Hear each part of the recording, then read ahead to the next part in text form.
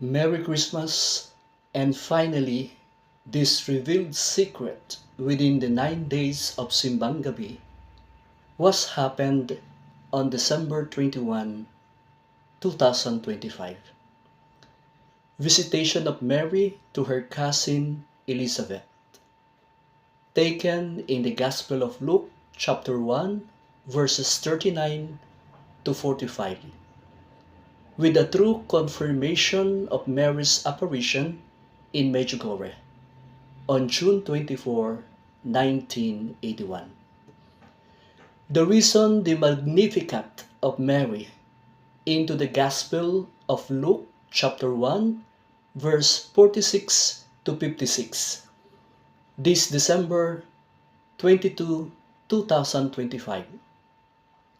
is my pastoral visitation dated December 6, December 7, and December 8, 2025. Going back in my hometown and birthplace in Balayan, Batangas, to celebrate the Immaculate Conception of Mary's feast. All of this is because of my 33rd year of sacerdotal and episcopal anniversary on May 24, 1992. To my arrival coming from Poiano, Verona, in Rome, Italy, brought the good news of our Lord's resurrection inside the Holy Eucharist Mass, being Son of God, with the light of God, covered my entire body, blood, and soul in one of my 3 dream visions to Mary. And not only of having the fullness of the priesthood with indelible collegial character into my identity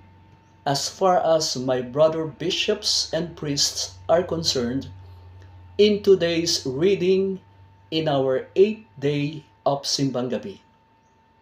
To Prophet Malachi, chapter 3, verses 1 to 4 and 23 to 24. Prophecy about the Lord's coming announcing a messenger, traditionally Elijah and John the Baptist, to prepare the way of the Lord's arrival, who will act as a refining fire to purify his people, especially the priests. That is why the secret to reveal is the 40 days as gift of God for 9 days of its importance, when I always to publicly announced that I will not to receive Holy Communion in 40 days of the body and blood of Christ, especially if it is necessary about the coming predictions, or there is danger that will come to our people. And it began since after I arrived in the Philippines year 1992 until last year of 2024, before going here to Kapangan, province of Benguet. To remember these faith traditions, 40 days to God signifies a crucial period of spiritual testing, purification, transformation, and preparation for a new beginning or divine encounter, being witness of our Lord's resurrection inside the Holy Eucharist Mass at Poiano, Verona, year 1991-1992, for 9 months, from September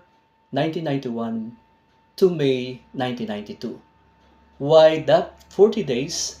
have a sacred power? It's a time for prayer, fasting, and almsgiving to become more Christ-like, leading to Easter celebration of resurrection. Why the happening in the Vatican this year of the Jubilee of Hope 2025, being Son of God, for the world's 1.4 billion Catholics and for millions of other people as well. The Catholic Church was primarily about the death of Pope Francis. That is exactly after the Easter Vigil Mass and Easter Sunday Mass, and the election of Pope Leo XIV by the conclave, which it happened by the power of God to make it in Philippine time on May 9, 2025. In order, his papacy is rooted to God's chosen highest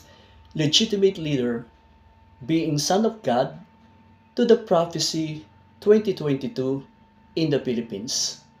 on May 9, 2022. National and local elections to God's chosen highest legitimate leader, His Excellency President Ferdinand R. Marcos Jr., for our state and church leaders around the world as God's new covenant of His resurrection as chosen witness inside the Holy Eucharist Mass. So because there is the upcoming International Concert of Love Tour 2025-2026 with a cost to visit the 12 countries chosen by God with the light of God into human person or humanity, means humans are created with an inherent divine spark, intellect, and moral capacity, imago Dei, meant to reflect God's truth, love, and presence, guiding them toward righteousness and union with the divine, a path exemplified perfectly in Jesus Christ. Why, that 40 days given as a gift from God will start on December 25, 2025. That is exactly when the Son of God was born in Bethlehem, our celebration of Christmas, with the star representing divine guidance, hope, and the fulfillment of the prophecy, like in the Philippines, that the Messiah would be born to save all nations, and that 40 days will end until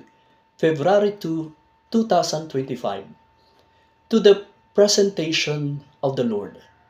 that commemorates Mary and Joseph bringing baby Jesus Christ to the Jerusalem temple, 40 days after his birth, fulfilling Jewish law and revealing Jesus Christ as the prophesied Messiah and light of the world. That period of 40 days is given by God for the practices to the upcoming International Concert of Love Tour 2025-2026 that started last September 2025 when I was already here in Kapangan, Benguet before the birthday of our Mother, Blessed Virgin Mary, until May 2026 next year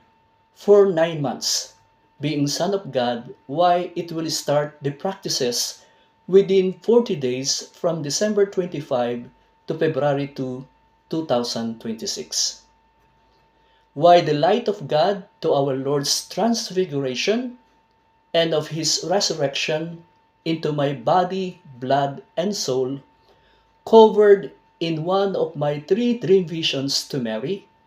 before to accept of the SHMI Fathers, symbolize the blessing of candles, which is Christ as this guiding light, dispelling spiritual darkness with the blessed candles used throughout the year for protection and guidance, reminding people to live in Jesus Christ light. Amen. Merry Christmas and Happy New Year to all of us.